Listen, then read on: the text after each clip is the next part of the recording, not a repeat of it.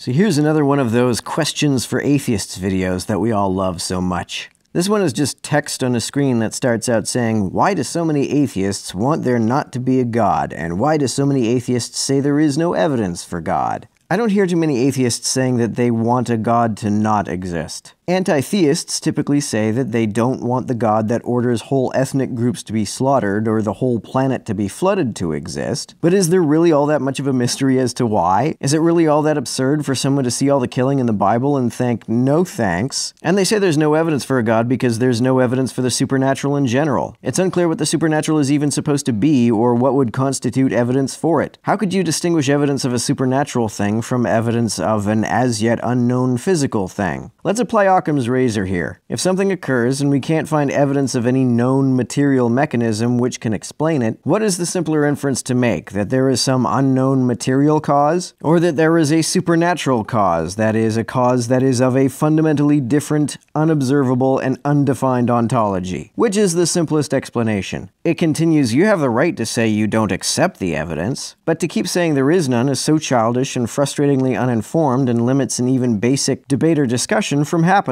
For example, I am given the evidence for evolution over and over, and I admit that what I am given is evidence. I just don't agree it points to evolution. Well, the same is true of atheists, just the other way around. Just as you agree that there is evidence, just not evidence of evolution, I agree that the evidence that, say, Kent Hovind gives us is evidence, just not of creationism. And 100% disagree, it's an airtight argument that most wannabe scientists portray it to be. Well, it's not just wannabe scientists who portray it as an airtight case. It's even the most credentialed scientists who portray it that way. I do admit I am given what the evolutionists consider evidence. Yes, and I also admit that I am given what creationists consider evidence as well. The atheists say there is no evidence even when shown there is. More specifically, they say there is no evidence for God. Just as your denial that there is evidence that points to evolution does not constitute a denial of the existence of any evidence of any kind at all, the atheists' denial that there is evidence specifically of a God does not constitute a denial of evidence per se. At least debate the evidence as I have with the evolutionist. You say that as though no atheist ever debates any of what apologists consider to be evidence. Especially on YouTube, engaging with apologist and creationist evidence is a pretty big cottage industry.